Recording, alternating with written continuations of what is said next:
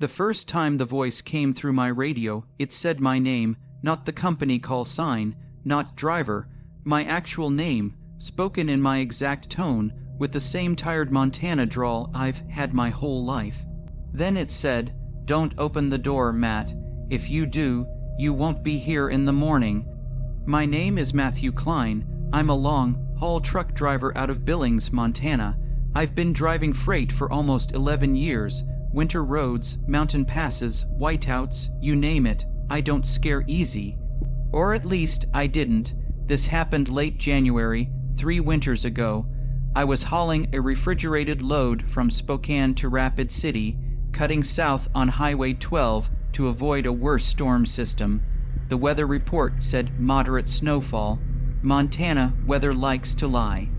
About 20 miles outside a town called Harlowton, the sky disappeared. Snow started coming sideways, thick and fast, like someone dumped a white curtain over the road. Visibility dropped to maybe 10 feet. I slowed to a crawl, hazards on, knuckles white on the wheel. Then the wind hit. A full blizzard rolled in out of nowhere. I couldn't see the reflectors anymore. I couldn't see anything. When the truck started drifting, I eased it onto what I hoped was the shoulder and killed the engine.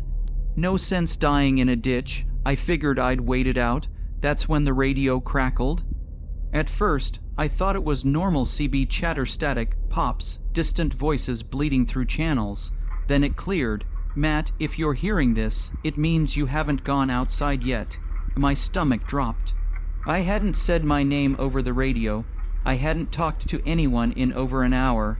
I grabbed the mic. "Who is this?" Static answered. Then my own voice came back, calm and slow. "You're parked just past mile marker 143. Engine off. Snow's piling up against the driver's side door." Every word was right. I laughed once, sharp and nervous, telling myself it had to be some sick coincidence. Someone messing around, but the radio continued, ignoring me. "You're thinking about checking the tires. Don't, that's when it starts knocking." I froze. Because right then, something hit the side of my truck.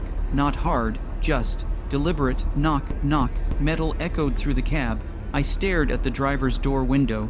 Snow plastered the glass completely white.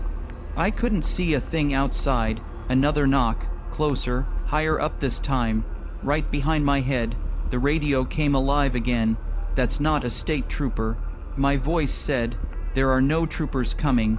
My heart was pounding so hard I could hear it in my ears. I slid my hand toward the door lock, making sure it was engaged. A voice came from outside then, muffled by snow and wind, but unmistakably human. Montana Highway Patrol. It called, male, steady, professional. "Sir, you need to step out of the vehicle." I yelled back, telling him I was staying put. That I'd wait for the storm to pass. Silence, then knock. This time it was on the passenger side. That didn't make sense. The truck hadn't moved. I hadn't heard footsteps. The radio hissed. "It can't walk like we do." My voice whispered. "It just shows up." I shut the radio off. The knocking stopped. For a long moment, there was nothing but wind screaming over the cab, rocking the truck like it wanted to tip me over. Then I saw it. A shadow passed across the windshield. Tall, stretched, wrong. It didn't block the snow so much as bend it, like the storm warped around whatever stood there. A face pressed close to the glass. I couldn't make out features, just a dark shape where a head should be, with something pale flickering where eyes belonged. Its mouth moved. The radio turned itself back on. "Open the door, Matt." My voice said softly. "You're freezing."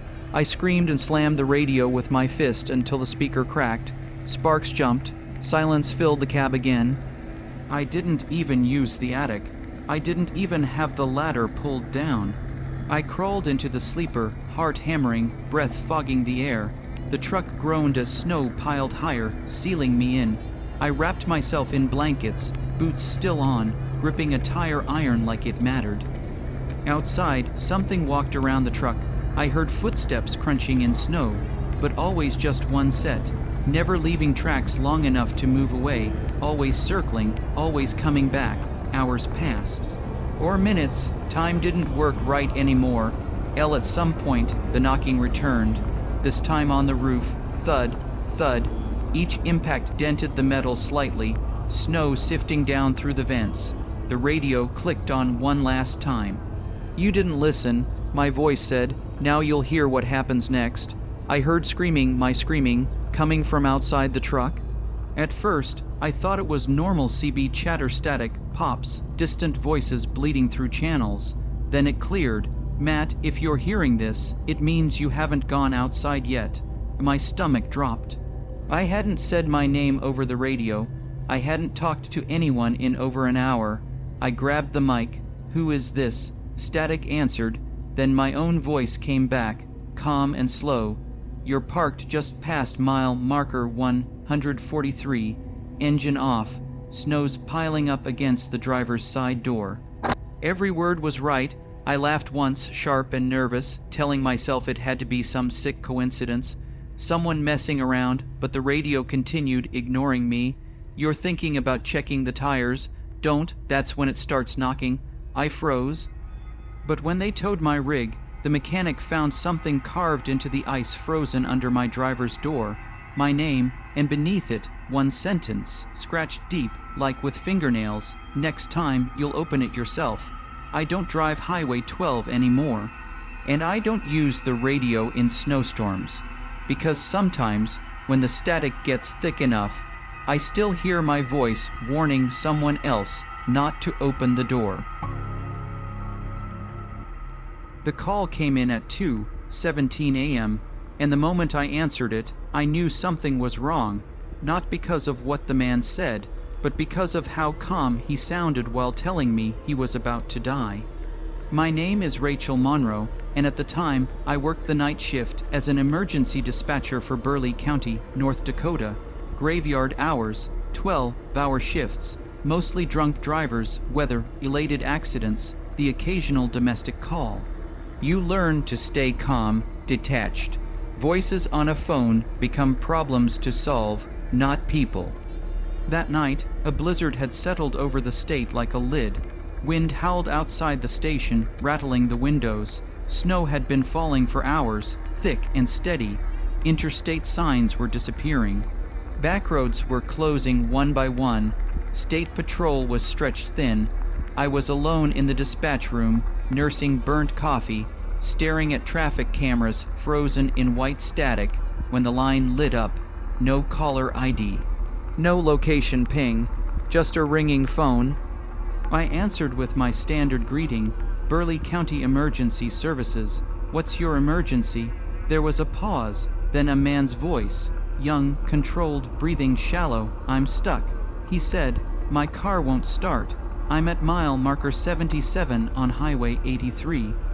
I typed as he spoke. Mile marker 77, rural stretch. Nothing but frozen fields, a closed gas station, and an abandoned rest pull-off. No houses for miles. "What's your name, sir?" I asked. "Evan Brooks." He didn't hesitate.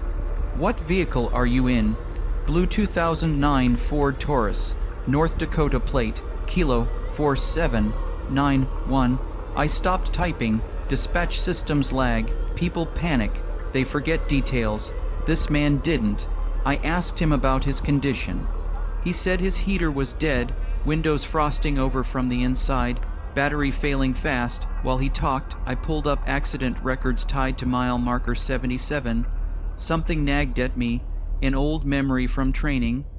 Then I saw it, January 14th, 10 years earlier, single, vehicle accident, male driver, name Evan Brooks, time of death, hypothermia. My mouth went dry. I told myself it was coincidence. Names repeat, cars match.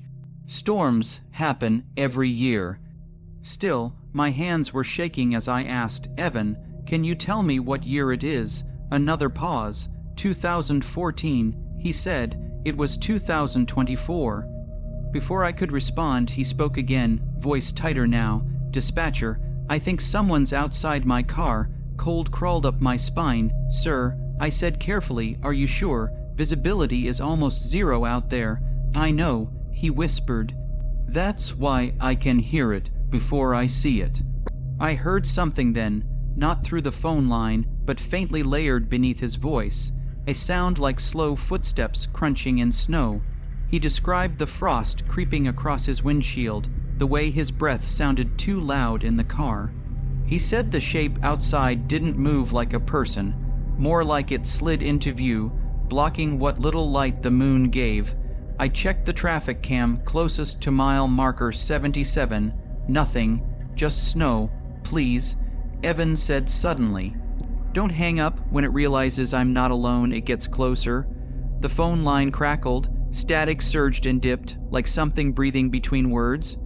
I tried to transfer the call to State Patrol. The system rejected it. That's when I did the one thing dispatchers are never supposed to do. I drove out there. The storm fought me every mile. Wind shoved my cruiser sideways. Snow erased the road, but I found the marker 77, half, buried, crooked, just like the photos in the old case file. There was a car pulled into the frozen rest turnout, a blue Ford Taurus, windows completely iced over from the inside. My radio crackled. Rachel, Evan's voice said softly, "It's right next to me now." I stepped out, flashlight shaking in my hand. Snow swallowed the sound of my boots. The beam hit the driver's side window.